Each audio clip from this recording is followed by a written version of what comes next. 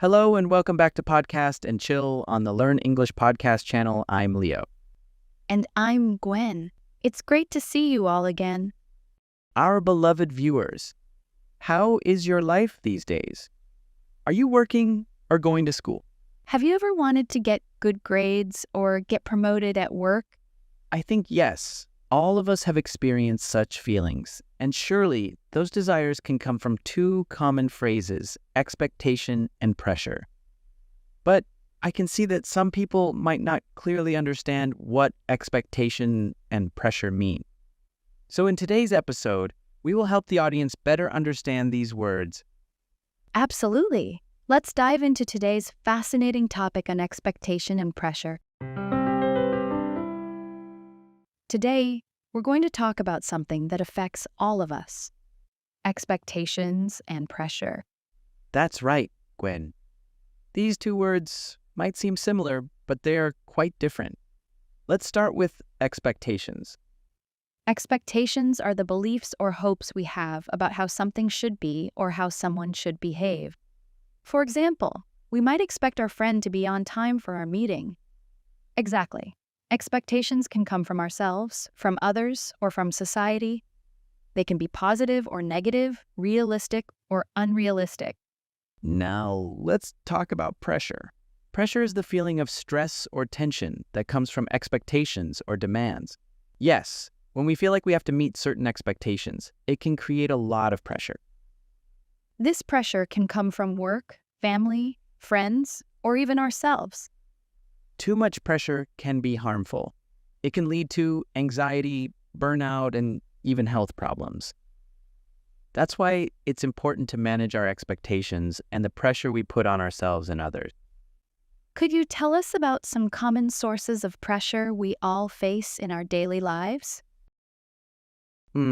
First, let's talk about family. For many of us, our families can be a big source of pressure.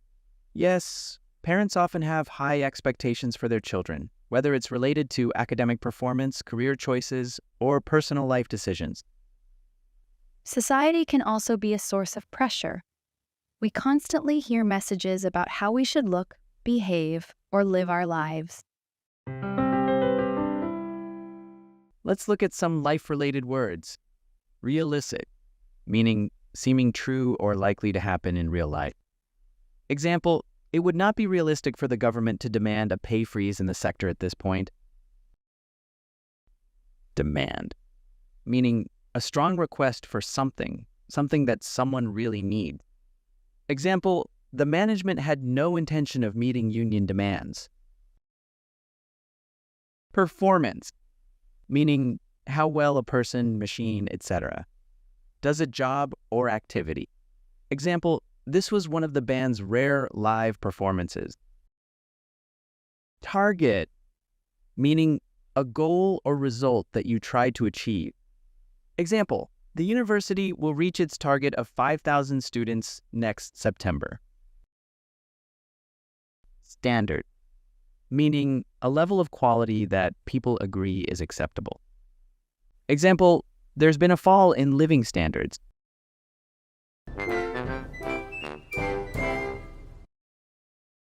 Why can social media increase peer pressure?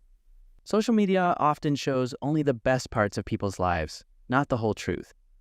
This can make us feel like we need to be as perfect as others. Seeing only perfect pictures and stories can make us unhappy with our own lives and try to do the same as our friends. What does self-compassion mean? Self-compassion means being kind to ourselves when things are difficult and being patient. It's important to remember that making mistakes or facing challenges is normal. We should be as kind to ourselves as we would be to a good friend. You know, too much pressure and expectations put on us can really weigh us down. You're right, Leo. Unrealistic expectations, whether from family, friends, or society, can become an unhealthy pressure. I can see how that heavy feeling of trying to meet everyone else's expectations could make us feel exhausted. And when we feel weighed down by others' expectations, it's hard to feel good about ourselves. So, how can we protect ourselves from this kind of unhealthy pressure? First, we need to recognize which expectations are reasonable or unreasonable for our own lives. You mean figure out what's truly important to us, rather than just following what others expect? Yes, we should prioritize our own wants and goals over the expectations that don't match them. That's a great way to put it, Leo. We also need to practice saying no politely sometimes.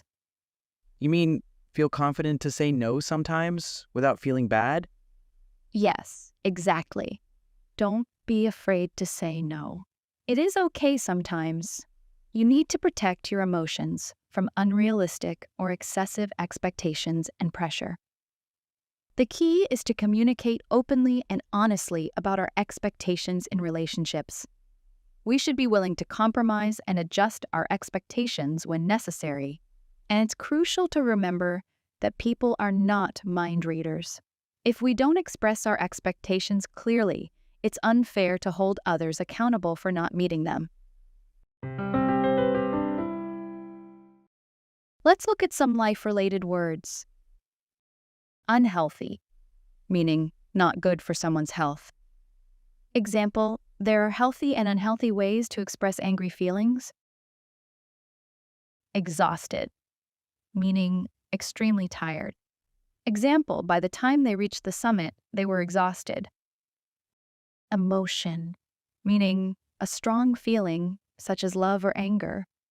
Example, like a lot of men, he finds it hard to express his emotions. Acceptable, meaning something that most people in a society agree is okay. Example, it is perfectly acceptable for you as an employee to say no. Express, meaning to show a feeling, opinion, or fact. Example, her eyes expressed deep sadness. And that brings us to the end of today's podcast episode. Thank you all for joining us today. Remember, the key to a fulfilling life is balancing love and career. Don't forget to check the free PDF in the description for more useful vocabulary.